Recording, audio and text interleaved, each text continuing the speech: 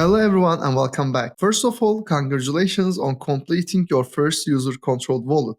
I don't know if you felt like it, but it's a pretty big deal what you did in here. Let's look at the steps, and if you didn't understand anything during the tutorial, hopefully you can understand in here. That's our application, and we said that there are 4 steps. 4 steps for the developer and 2 steps for the user. First of all, developer is going to get the app ID, and they are going to get the user ID, encryption key, session token, and finally they are going to get the challenge ID. First of all, we are going to get the app ID, create a new user, acquire session token, and finally we will initialize the user. And after that, user is going to set up their PIN and also create a recovery method, which will be their challenge. The whole idea here is that to give the user a familiar and easy to work with experience where they set up their PIN and a recovery method that they have been doing for years. But at the same time, they will be able to use the features of the Web3, blockchain, and the next generation finance. And that's the whole idea of using Circle. Now let's start with the get app ID. And in our code, the ideology will always be very similar. We are going to make an API call, and in return, we are going to retrieve some data. And again, this data will be the app ID, user ID, session token, encryption key, and challenge ID. Let's look at this code on the screen. First, we are using Axios for our calls. So this is not the only way to do this, but since we are working with a React project, working with a Next.js project in this tutorial or in this section of this tutorial, we created our project based on how you would use in a React application, and most of the case that's what you want to do. Here we have a get method, so we are going to retrieve some data from the API, and this is our API address. This is the URL that we are going to send our get. Here we have headers,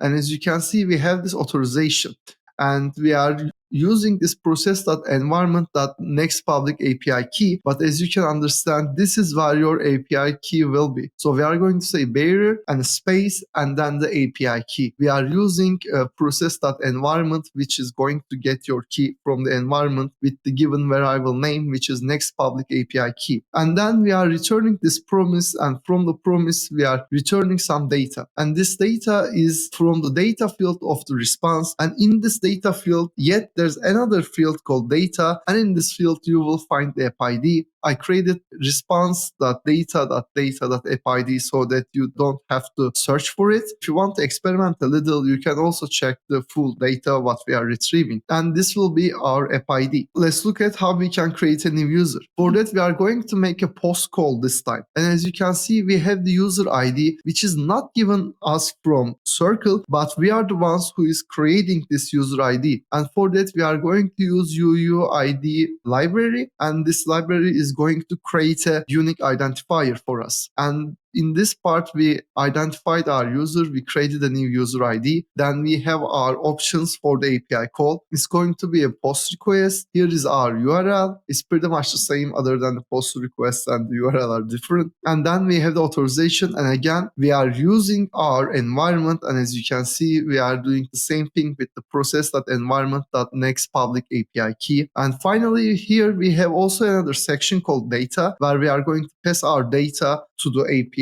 we are calling, and for that we have an object. Inside this we have the user ID, so it's expecting a user ID from us in our post request so that it can process our request and return back the data we want. So it's waiting for a user ID because they are not doing this for us. We are the ones who is doing this, and as you can see, it's pretty straightforward to do that, and also it gives us a lot of flexibility for creating this user ID. So here I pass the user ID, and again I'm returning a promise, and in this promise I'm returning an object. This object will consist of the user ID that I created above and also the status that I will retrieve from the call. If the status is 201, then it means that it was successful for creating the user. If it's something other than 201, then it means we have a problem. And that's what we are returning here. And as you can see, It's pretty straightforward. It's the same ideology that we followed in the last example. Now let's look at how we acquire session token. Again, this will be a post request. For this one, we have the next public API key. And additionally, we have this data section here.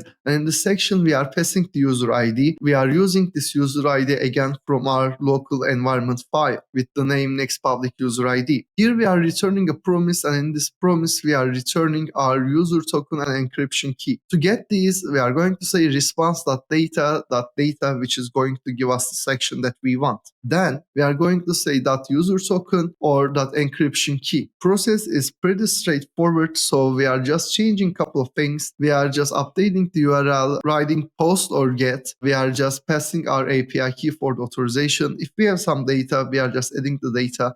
But other than that, we are changing nothing pretty much. So what we are returning changes. The ideology and the structure of the code is the same. Again, if you are more curious, here I left 2 console logs, but you can just delete this part or the total this part, and you can see the whole response or the whole data that we are working with. After acquiring the session token, we have initialize user. As you can see, we are initializing our user with a idempotency key. What it does is, again, as you can see, it creates a unique number for us that will be needed in this data section. Differently, what we are doing is we are also saying that we want to create our wallet on the Matic Mumbai. You have a couple of options, like you can create your tokens on Matic or you can create it on Ethereum. For this example, we are going to be using Matic Mumbai, but if you are using Ethereum, then you can say Ethereum and go early. If you want to use Ethereum, then you can check website of the Circle where you can see other blockchains that you can use. And here we are going with the same ideology, but we also have this X user token. This is from, again,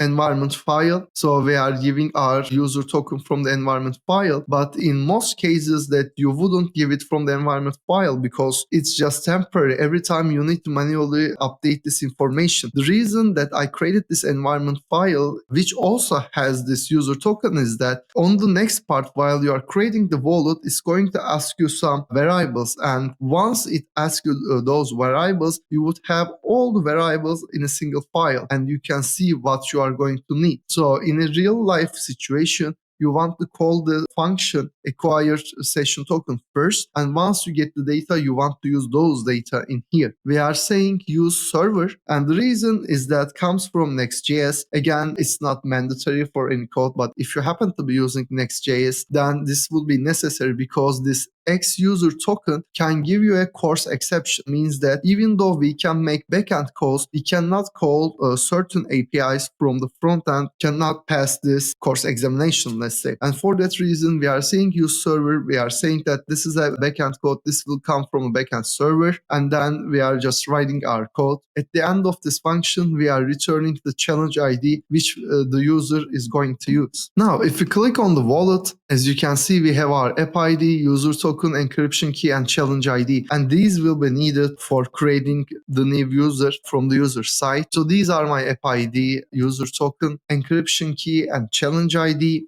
I'm pretty sure yours is different. So go ahead and just update them because our user token and encryption key are just temporary. So once you have these, then you are able to verify the challenge. And then you are just going to put your PIN code and then recovery question. As you can see, the UI will be modern and we are not doing anything. The SDK is handling this for us. I hope this was helpful and I wish you the best luck with user-controlled wallet creation. If you have any questions, you can ask us on the Discord, and I wish you the best with your project. Hopefully see you on the next section.